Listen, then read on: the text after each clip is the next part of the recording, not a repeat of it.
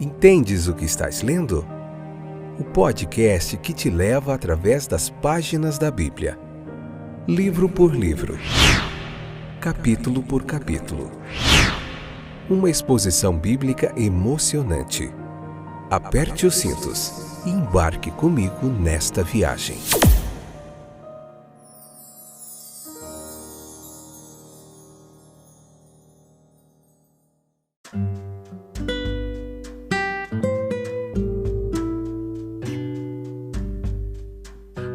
Olá, meus queridos companheiros de viagem através das páginas da Bíblia. Estou de volta, eu sou o Fábio, para mais um fantástico, excepcional, fora de série episódio do podcast Entendes o que estás lendo. Hoje é o episódio número 485, vamos lá, rumo ao episódio número 500, estamos quase chegando, hein? Hoje Marcos capítulo 11, parte 3. A gente está na 6ª temporada vendo o Evangelho de Marcos, capítulo por capítulo, nesse estudo sequencial da Bíblia, nessa pregação expositiva, aí em mais de 14 países, 5 continentes, uma comunidade que cresce diariamente daqueles interessados em aprender mais um pouco de como interpretar o texto bíblico. E esse é o nosso propósito aqui, te ajudar, trazendo para você aqui mais de 20 anos de caminhada, de aprendizado, de ensino do texto bíblico, muita teologia, um toque no seu celular. Você encontra na Deezer, no Spotify, no Google Podcasts, na Apple Podcasts, na Amazon Music, em muitos outros distribuidores aí você encontra esse podcast. Vamos lá? Sem perca de tempo. Tudo bem com vocês? Espero que sim. Então vamos lá, aprender mais um pouquinho aqui do texto. Veja que ali nesse capítulo, você pode ler antes de vir para cá, ouvir a explicação. A gente vê Jesus falando bastante sobre uma figueira que ele encontra ali na sua jornada. E essa figueira retratada aqui no texto, em grande parte do capítulo 11 do Evangelho de Marcos, ela pode ter uma aplicação pessoal também para nós mesmos, para a nossa vida. Nós podemos professar uma fé em Cristo que seja algo apenas aparente, para agradar os homens, manter as aparências, manter uma posição respeitável, ou promover de alguma forma nossas perspectivas, aspirações mundanas. É possível também. Nós podemos descansar numa mera forma. Nós podemos ter uma forma de piedade sem o poder, sem a essência. Nós podemos ter um nome para viver e ainda assim estar espiritualmente mortos. Nós podemos nos contentar com o sinal visível externo e não nos importar com a graça espiritual interna. Esta foi a reclamação de Deus contra o seu povo professo lá nos dias do profeta Ezequiel. Eles vêm a ti como o povo vem e sentam-se diante de ti como meu povo, ouvem as tuas palavras, mas não as cumprem, porque seu coração vai atrás de sua cobiça. E eis que tu és para eles como uma canção muito amável, de alguém que tem uma voz agradável e pode tocar bem um instrumento, pois eles ouvem as tuas palavras, mas não as praticam. E sem a prática, nomeando o nome de Cristo e não se afastando da iniquidade. Então veja que essa foi a advertência do profeta Ezequiel. Então é possível professar o nome de Cristo, mas sem ter a prática do ensino de Cristo. E outros, novamente, é de se temer, eles são francamente insinceros, eles vestem a religião como um manto e a deixam de lado quando lhe convém, como suas roupas de domingo. Eles usam no sábado, mas deixam passar durante a semana. Impõem-se a seus semelhantes, brincam com o Todo-Poderoso e enganam suas próprias almas. Muitas vezes Cristo vem aos professos ou professores e quando ele não encontra frutas, figos, nenhuma bondade real, nada além de folhas, oh, como ele fica desapontado. Muitas vezes ele é ferido na casa de seus amigos, muitas vezes ele tem motivos para ficar indignado com um falso mestre. Muitas vezes A religião se escandaliza com a folha da profissão e a vida do pecado. Além da expressão de uma justa indignação, há uma terna objeção, presta atenção, da parte dele, uma advertência. E essa advertência ela pode ser expressa em alguns termos como os seguintes: depois de todo o meu cuidado por você, do meu amor por você, provisão para a sua salvação, depois de toda a minha bondade e graça para a sua alma, depois de todos os meus sofrimentos, tanto na vida quanto na morte, depois de toda a minha agonia de alma e angústia de corpo, depois dos muitos preceitos que te dei, das exortações que te fiz, das advertências que te enviei, depois de todas as verificações de consciência e depois de todos os esforços do meu espírito. É esse o retorno que você me dá? Cristo, ele não torna esta figueira estéril. Ele apenas estereotipa a sua esterilidade. Ele o encontrou naquele estado. E, no entanto, diz respeito à sua condição de esterilidade. Ele a deixou praticamente como a encontrou. Não deu frutos antes, não dará frutos depois. No que diz respeito, porém, à sua própria ação, ele fez mais, pois ele secou as suas folhas. Ele feriu seu tronco. Ele estragou tanto a raiz quanto o galho. Foi amaldiçoado e tão devotada à esterilidade. Estava seco desde as raízes e, portanto, inevitavelmente destinado a decair. Estava completamente murcho e, portanto, condenado à destruição total. Qual é a conclusão de tudo isso, meus queridos ouvintes? Qual é a conexão que podemos fazer com nós mesmos? Exatamente aquilo de que fala o apóstolo Paulo ao escrever aos Romanos. Romanos capítulo 11, versículo 21 e 22. Porque se Deus não poupou os ramos naturais, vede que ele também não vos poupe. Vede, pois, a bondade e a severidade de Deus. Sobre os que caíram, severidade. Mas para contigo, bondade, se continuares na sua bondade. Caso contrário, tu também serás cortado. Essa foi a palavra, a igreja em Roma. Não é pouca coisa ter a igreja de Deus em nosso meio. Suas ordenanças dispensadas a nós, seus sacramentos desfrutados por nós. Seus deveres declarados a nós. Que pesadas responsabilidades. Tudo isso impõe. Não é pouca. E a quem muito é dado, muito é exigido. Sim. Que bênção se melhorarmos esses privilégios e conhecermos o tempo de nossa visita misericordiosa.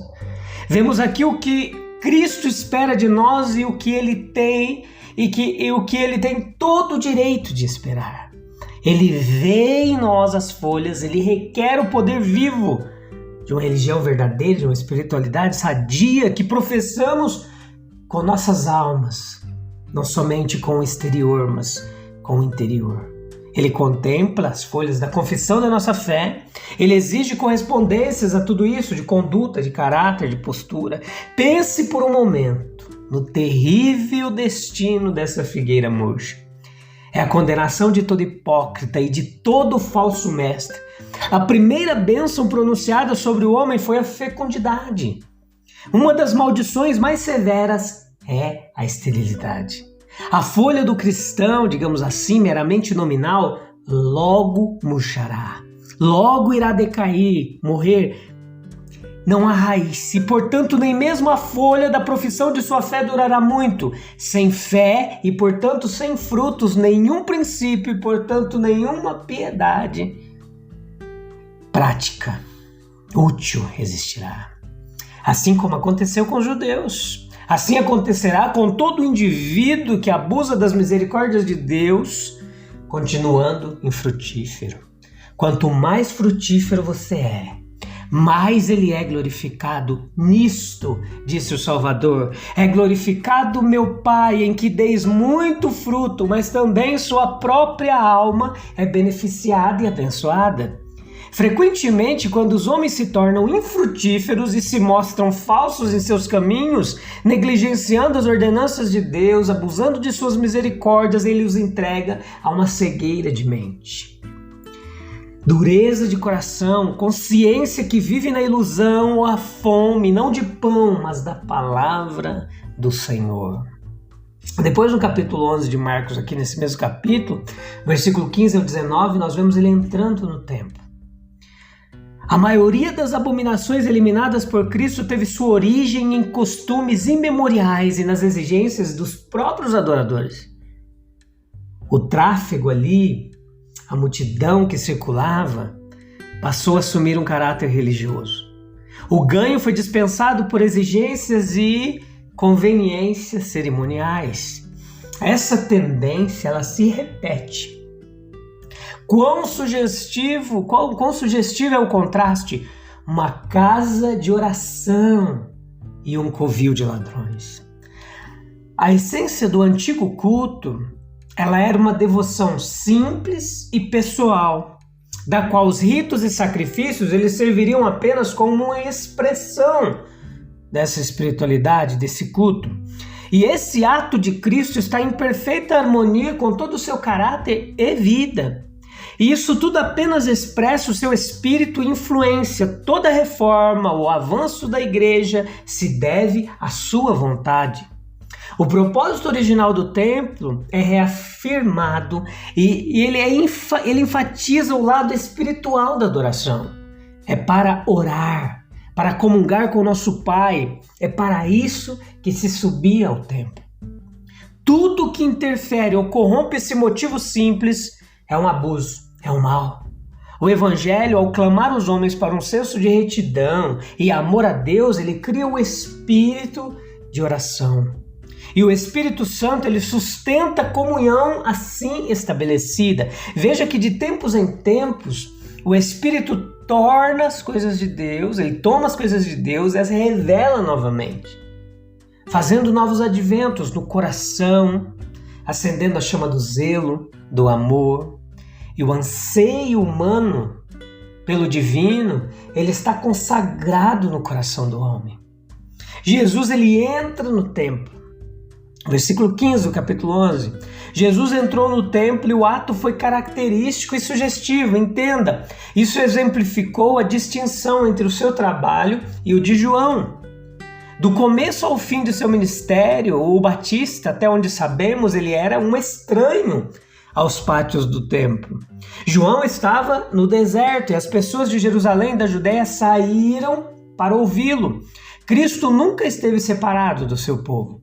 Ele não era uma voz que clamava no deserto, ele era o bom pastor que, em vez de esperar que as ovelhas desgarradas o procurassem, ele veio atrás delas para buscar e salvar o que estava perdido. De acordo com isso, Jesus entrou no templo, ensinou nas sinagogas, entrou nas casas de pessoas para ensinar os ignorantes e abençoar os necessitados. Aqui está uma marca distintiva do grande Redentor em contraste com o grande reformador João Batista. E também é distintivo do seu trabalho. Um reformador, ele aponta o caminho da justiça para aqueles que desejam andar nele. Um Redentor não. Um Redentor, pelo poder do seu amor e vida, ele toca e transforma o coração dos filhos dos homens. João, ele disse com efeito: faça o que puder no caminho de uma reforma moral, de uma conduta. Cristo, com efeito, disse: olha, o que eu vim para fazer por você é elevá-lo ao potencial máximo. Eu vim fazer por você, consciente de sua beleza, de suas faltas. O pecador pode apenas dizer: olha, é muito alto, Jesus, eu não posso alcançar esse padrão. Mas Jesus desce deste lugar alto e vem como alguém manso e humilde e diz: olha, eu estou à porta e bato. Se você abrir a porta, eu entro em sua casa. Ele foi frequentemente acusado de se colocar contra a lei. E esse ato foi uma das muitas provas que ele deu da veracidade de suas palavras. Não vim para destruir, mas para cumprir. Ele sabia, como outros não, que o trabalho do templo estava quase pronto e que logo pereceria nas chamas. Ele sabia que, embora tivesse uma estabilidade material tão maravilhosa, era uma das coisas que podiam ser abaladas e seriam removidas para as coisas que não podiam ser abaladas e que iriam permanecer. Enquanto o templo permaneceu como a casa de Deus, ele honrou, encorajou seus discípulos a fazê-lo. Ele manteve suas festas, ensinou, curou seus adoradores. Ele levou seus seguidores a se unirem em seus louvores, orações e mostrou ao povo por este ato de purificação. Como seguidores de Cristo, nós devemos aprender a suportar e usar o máximo que sabemos ser imperfeito e transitório. Se vemos uma organização que visa o que aprovamos, mas que nosso julgamento é imperfeita, e resolvemos reter a nossa simpatia e apoio até que esteja perfeitamente de acordo com o nosso ponto de vista, não estamos seguindo o nosso Senhor nisso. Mas se reconhecemos as faltas de nossos companheiros cristãos e ficamos tão aborrecidos com sua loucura que decidimos não ter mais comunhão ou cooperação com eles, não estamos seguindo nosso Senhor nisso. Se tentamos reformar a sociedade ou resgatar um pecador e aparentemente falhamos, de modo que desistimos de todos os esforços adicionais em desespero, não estamos seguindo nosso Senhor. Pela primeira vez no início de seu ministério, ele limpou este templo, expulsou os compradores e vendedores, mas o mal se reafirmou, de modo que foi contaminado tanto quanto antes.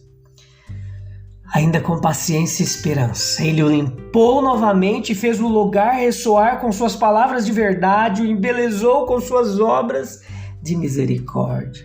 Jesus é muito lindo. O código mosaico, ele ordenava sacrifícios de bois, cabras, ovelhas em grande número. Mas com o passar do tempo, os hábitos da nação mudaram de modo que não era mais possível como no período pastoral.